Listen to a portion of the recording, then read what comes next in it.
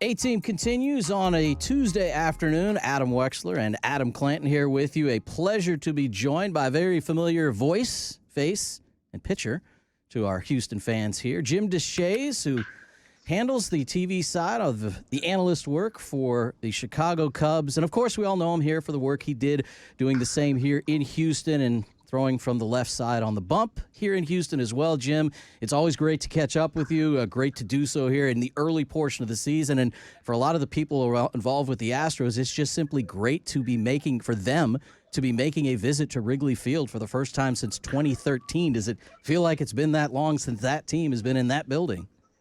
Yeah, it's weird, isn't it? You would think with interleague play it would have happened more frequently. It does feel weird, and I think Altuve and Abreu are probably the only two Astros that have played here. I'm sure Verlander. There's probably a couple others, but yeah, it's weird. I'm excited. It should be a fun series. I look forward to it. Always good to check in with the Astros. Well, we'll start with your team. How do you look at the first 22 games of the season for the Cubs? It's been mostly good. They've had some heartbreaking losses. They've had some issues late in games, so it could be a lot better. Adbert Alzolay, who's been the closer, given up 4 really critical gut punch home runs that have cost games. So he's kind of out of the heat right now. Craig Counsell's going to kind of figure out a little different plan with the bullpen. In the near term, I don't know long term what it'll look like, but mostly it's been a pretty resilient group. Justin Steele, the opening day starter, went down on opening day, so he hasn't pitched since then. Jamison Tyone started the year on the IL. Seiya Suzuki got hurt, so they've had a number of their main guys banged up a little bit, a narrative that the Astros are very familiar with as well. But by and large, they've played well. They're playing winning baseball, and it appears to be a very winnable division. So it sets up to be a pretty exciting year here. Did you mention heartbreaking losses and issues late in games, Jim? Sounds familiar, does it? I mean, my goodness, this is even on the worst case scenario. Let's map out how this could be a disaster season for the Astros. I don't think anybody envisioned this. Yeah, and the guys out there in that bullpen have got track records, and so it's probably just a matter of time before they get things turned around. It's always jarring early in the year when guys that you're expecting to be really good struggle a little bit, but we're still dealing with small sample sizes. I think, as I look at the Astros as kind of an outsider, I think they just need to get their starting pitching healthy. It's amazing how many injuries they've had to the pitching staff. The problem they have is they're in a pretty deep division, and if you dig too deep of a hole, it's going to be awfully difficult to crawl out. When you think about pitching now, maybe versus pitching then, when you were doing it and obviously covering the Astros and working on that side of it for so long, but pitching 180, 200, 250 innings, making every start, going out there 30-plus times was just what everybody did. It's clearly changed in this day and age, but now the aspect of so many different things leading to pitching injuries, nobody can pinpoint just one thing, pitch clock, the spider tack and sticky stuff, a number of trying to increase velocity. How do you look at what has happened with major league pitching injuries? Yeah, it's probably a combination of a lot of things, but I think mostly it's probably you got guys that are capable of throwing the ball 95, 98, sometimes 100 miles per hour, and that works. That gets big league hitters out, so they're incentivized to do that. So the challenge for baseball is how to take care take care of these arms so that they can have long, healthy careers. And they're trying everything they can in terms of load management, limiting innings in the minor leagues, very conscientious of pitch counts. And I'm sure there's all kinds of other measurables that they're using to try to monitor workload for pitchers. I don't know the answer. I think, whether it's 6-man rotations, there has to be some way to protect pitchers so that they can have lengthy careers. It feels in some ways like the way running backs have gone in the NFL. You get them out there and you get the best of them for 4 or 5 years, and then you assume they're going to break down and you have to move on to somebody else. And that's not good news for pitchers. So I think if I'm a pitcher's agent, I'm gonna have my guy be very conscious of how he's feeling, monitor the health, try to protect his arm. It's not great for the game because the game is better, I think, when you have frontline starting pitching that can pitch 8 and 9 innings on occasion. But I just think we've probably gotten to a point where that's a thing of the past. Do you think the pitch clock or the disaster at times increasingly behind the plate calling balls and strikes is more tackleable of a subject for you today? Yeah, I don't pin a lot of it on pitch clock. I know some pitchers have had issues with the pitch clock, but I'm hesitant to buy into that argument, and I don't think it has anything to do with umpiring. I think it's mostly the guys can throw the ball really hard, and that puts a lot of strain on their arms. But again, they're incentivized to throw hard because that's how you get hitters out and that's how you get paid. So how about the locker room aspect, the clubhouse aspect of a team that started 7-16? Talking with Jim Deshaies here, Cubs broadcaster, obviously previously Astros broadcaster and pitcher. A team that started 7-16 that had perfectly reasonable aspirations to get back to the league championship series for an 8th consecutive season. Plenty of guys were a part of many, if not all of those teams. What could it be like in there? Obviously, you're not in there, but what are the things that you need from leaders, players, management to keep them going out there thinking they can win? Yeah, you just bring a fresh outlook every day. You bring energy to the ballpark every day. You don't dwell on things that have gone the wrong way. You don't, you just take care of business in terms of your pregame preparation.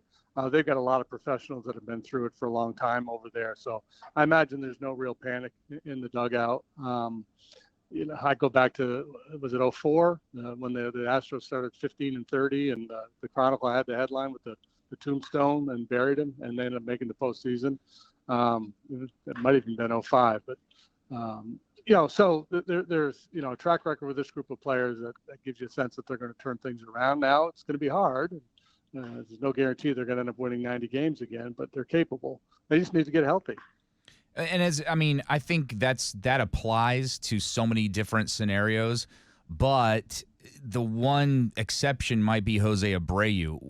Have you ever seen a situation like that? And I don't mean an aging former MVP that's, fallen on hard times because of probably his age. I'm talking about a guy that had that kind of money, committed to him, and everyone is trying to give him every opportunity to get out of it, and it's just not happening.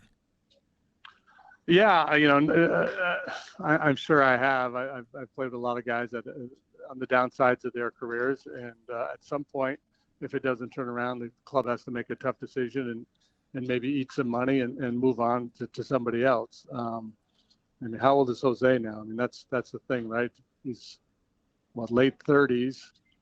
So the fact that he's in a pretty good decline is not surprising. But they are going to give him, I would assume, a lot of opportunities because he is making a lot of money. He's due to make a lot of money next year. But at some point, if it doesn't turn around, then you have to move on. Talking with Jim Deshaies here on the A-Team. Astros and Cubs, first of 3. First trip to Wrigley Field for the Astros since 2013.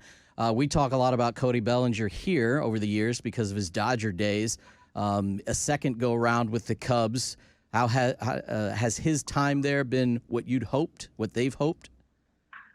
Well, certainly last year he was outstanding, and I didn't know what to expect because he was coming off a couple of really down years in Los Angeles.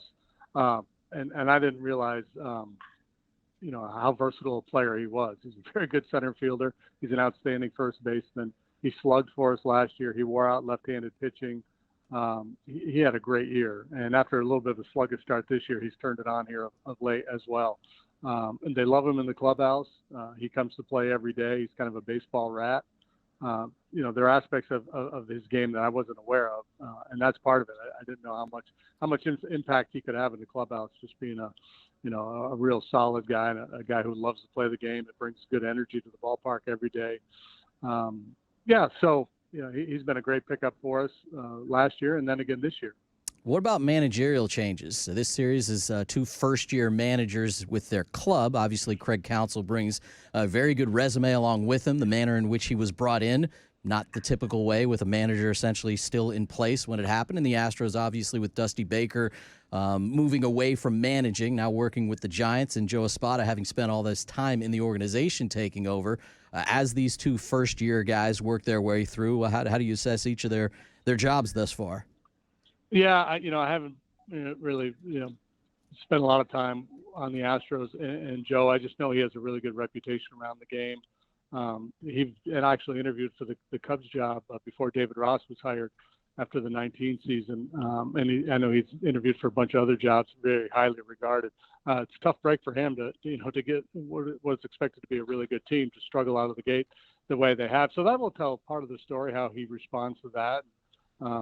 He's been around the game a long time, so I suspect he's doing okay. Council's been great. Craig is really smart, super prepared. He's one of those guys, when you ask him a question, there's always a pause before the answer because he's very thoughtful. But he's as smart a baseball guy as I've been around. It's still, I haven't been around him a ton yet, but the little bit I've seen of him, I've been really impressed. Jim Deshaies here on Sports Talk 790. I think I told you this last time, but in case I didn't, we have Jeff Blum on with us once a week, and we always tell him that he and Todd Callis have a great booth, and it is a big compliment to them that there was no drop-off from the prior booth that you were a part of. So we can't compliment you enough. We miss you here in Houston on the broadcast, and so many memories of you guys calling those games. But good to catch up with you, and good luck the rest of the way this season. Hey, thanks so much, guys. I had a great run down there with Brownie. I've been really lucky in my career. I've had a lot of great partners. And there's a lot of things about Houston that I really miss, and I always wish the Astros well. I would echo the same thing, Jim. My favorite part of both broadcast duos is the exact same thing. I couldn't get enough of you making Brownie laugh, and I can't get enough of Blum making TK laugh. Well, Brownie was so good to me because if he knew I was trying, he was just going to break up. Whether it was funny or not, if he knew I was trying, he was going to give me a little Ed McMahon chuckle. He was good for those, Jim. We appreciate it, and enjoy the series this week. All right, guys. Good to be with you. Good. Jim Deshaies here on Sports Talk 790. Good to catch up with him, and it's always good to catch up with Tom's Watch Bar